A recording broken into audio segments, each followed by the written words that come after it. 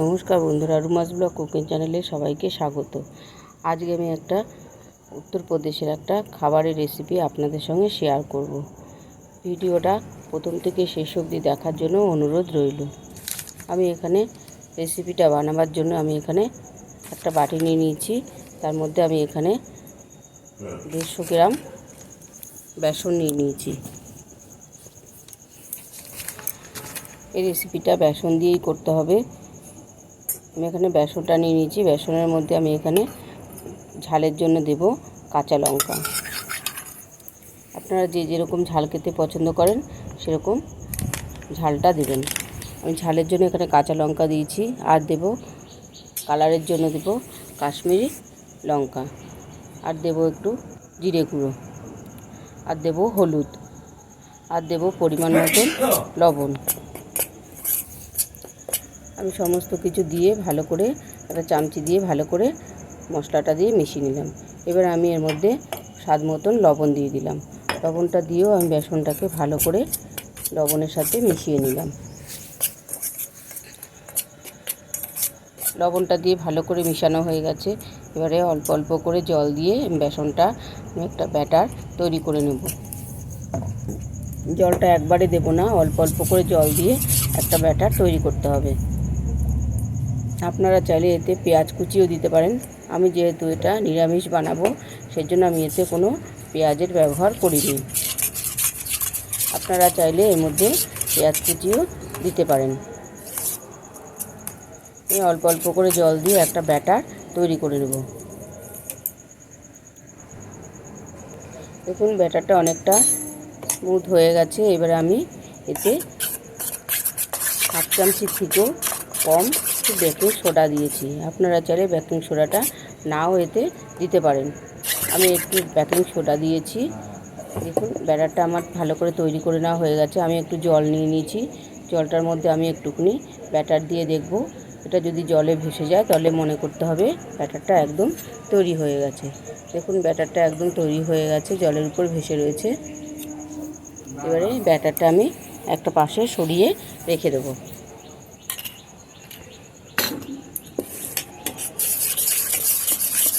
এটা বুঝবেন যে ব্যাটারটা একদমই হালকা হয়ে যায়। যখন ব্যাটারটা তৈরি হয়ে যাবে একদম হালকা হয়ে যাবে। আর আমি একটা বোল নিয়ে নিচ্ছি। বোলের মধ্যে আমি এখানে জল দিয়ে দিয়েছি। জলটা আপনারা কতটা বড়া হবে, ফুলকিগুলো হবে সেই হিসাবে বুঝে জলটা ব্যবহার করতে হবে। এখানে জল দিয়ে দিয়েছি। জলের মধ্যে আমি এখানে চিনি দিয়ে দিলাম 1.5 চামচি মতন, আর নুন দিয়ে দেব হাফ চামচি মতন।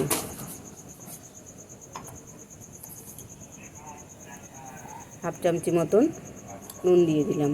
দিয়ে ভালো করে চিনিটা আর নুনটাকে আমি একটু গলতে দেব। চিনিটা নুনটা যখন গলে যাবে আমি এর মধ্যে কিছু মশলা ব্যবহার করব। আমি এখানে দিয়ে দিলাম একটু কয়েকটা কাঁচা লঙ্কা। দেখতে ভালো লাগবে কাঁচা লঙ্কাটা দিলে, সেজন্য আমি কয়েকটা কাঁচা লঙ্কা দিয়ে দিলাম। আর দিয়ে দিলাম একটু কুচনো পুদিনা পাতা, আর দিয়ে দেবো একটু ধনে পাতা। এবার জলটা আমার রেডি হয়ে গেছে। জলটা আমি তৈরি করে এক পাশে রেখে দেবো।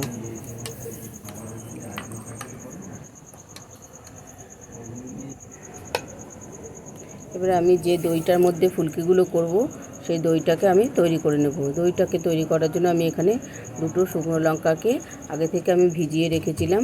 শুকনো লঙ্কাটা এবার একটু আমল দিস্তার সাহায্যে শুকনো লঙ্কাটাকে একটু থেতো করে নেব। আপনারা চাইলে এর মধ্যে একটু 2 কোয়া রসুনও দিতে পারেন। আমি নিরামিষ করেছি সেজন্য আমি কোনো রসুনের ব্যবহার করিনি। এবারে লঙ্কাটা আমি একটু ভালো করে থেতো করে নিয়ে আমি দইয়ের মধ্যে দিয়ে দিলাম। এই রেসিপিটা খেতে খুবই ভালো, খুবই একটা সুস্বাদু রেসিপি। এবারে দিয়ে দিলাম এতে 1 চামচি মতন বিট লবণ, আর দিয়ে দিলাম স্বাদ মতন চিনি, আর দিয়ে দেব স্বাদ মতন লবণ। এগুলো দিয়ে ভালো করে আমি দইয়ের সাথে মিশিয়ে নিলাম। দইটা খুব ঘন আছে, তাই জন্য আমি এর মধ্যে এবারে আমি অল্প অল্প করে দুধ মিশাবো। আর দিয়ে দেবো একটু ভাজা মশলা। আপনারা চাইলে একটু ভাজা জিরের গুঁড়ো এতে শুধু জিরের গুঁড়ো ভাজা এর মধ্যে ব্যবহার করতে পারেন। আমি এবারে অল্প অল্প করে দুধ দিয়ে দইটাকে একটু পাতলা করে নেব। এটা জল দিয়ে করলে এর টেস্টটা একদম অন্যরকম হয়ে যাবে, খেতে ভালো লাগবে না। সেই জন্য আমি এটা দুধ দিয়ে দইয়ের ব্যাটারটাকে গুলে নেব, একটু পাতলা করে নেব।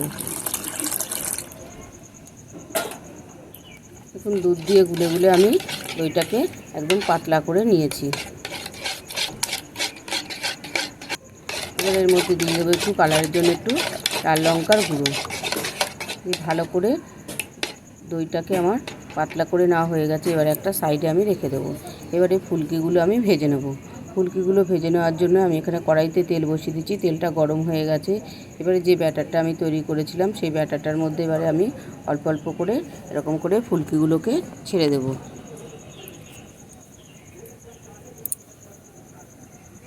ফুলকিগুলো একবারে যে গোল হতে হবে তার কোনো মানে নাই।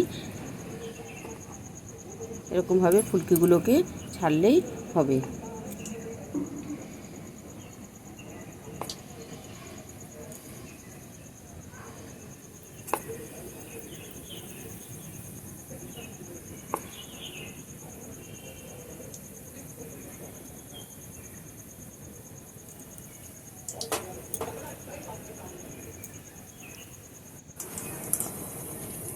এইভাবে লাল লাল করে ফুলকিগুলোকে ভেজে নেব।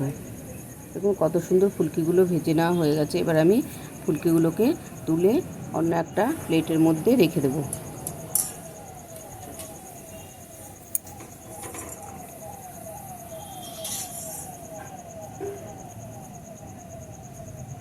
সমস্ত ফুলকিগুলো ভেজে আমি অন্য প্লেটের মধ্যে তুলে নেব।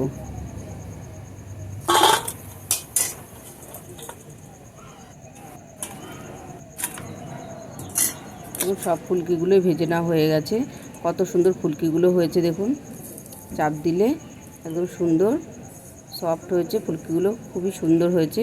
এভাবে সব ফুলকিগুলোকেই ভেজে নিতে হবে। এবারে যে জলটা আমি তৈরি করে রেখেছিলাম ধনেপাতা, কারি পাতা আর লঙ্কা, সেই জলের মধ্যে ফুলকিগুলোকে আমি ভিজিয়ে রাখবো। আমি মিনিট 5 মতন ফুলকিগুলোকে ভিজিয়ে দেবো। ফুলকিগুলো কত সুন্দর ভিজে গেছে। এরকম করে উল্টে পাল্টে ফুলকিগুলোকে ভিজাতে হবে। দেখতেও যেমনি সুন্দর লাগছে, খেতেও তেমনি খুবই সুন্দর একটা রেসিপি।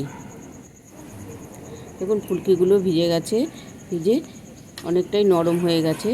এবারে আমি জলের থেকে ফুলকিগুলোকে তুলে আমি দইয়ের মধ্যে ভিজাবো। এখন আলগা হাতে ফুলকিগুলোকে চেপে চেপে একটু জলটা একটু ছড়িয়ে নিতে হবে।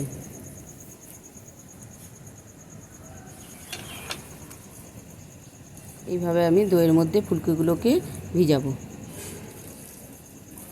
বন্ধুরা, এই রেসিপিটি যদি ভালো লাগে লাইক করবেন, কমেন্ট করবেন, প্লিজ চ্যানেলটাকে সাবস্ক্রাইব করবেন।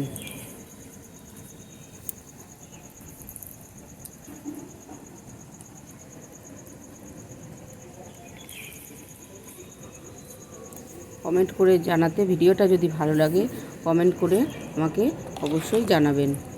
দেখুন তৈরি হয়ে গেছে আমার দই ফুলকি।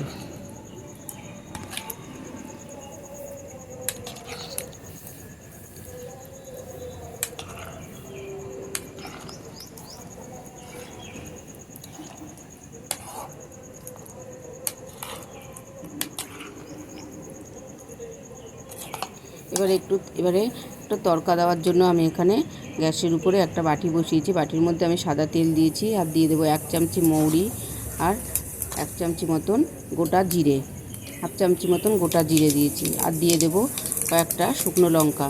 ভালো করে ফোড়নটা হয়ে গেলে আমি এই যে দইয়ের মধ্যে ভিজিয়ে রাখা ফুলকিগুলো ছিল সেই ফুলকিগুলোর মধ্যে এইটা ফোড়নটাকে দিয়ে দেবো। তরকাটা আমার হয়ে গেছে। এবারে আমি ফুলকিগুলোর মধ্যে এই তরকাটা দিয়ে দেবো।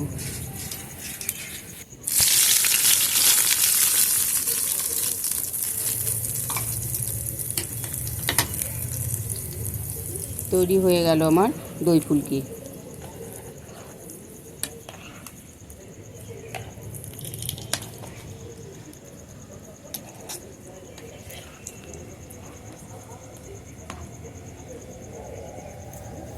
ভিডিওটা প্রথম থেকে শেষ অবধি দেখার জন্য অসংখ্য ধন্যবাদ। ভালো থাকবেন, সুস্থ থাকবেন।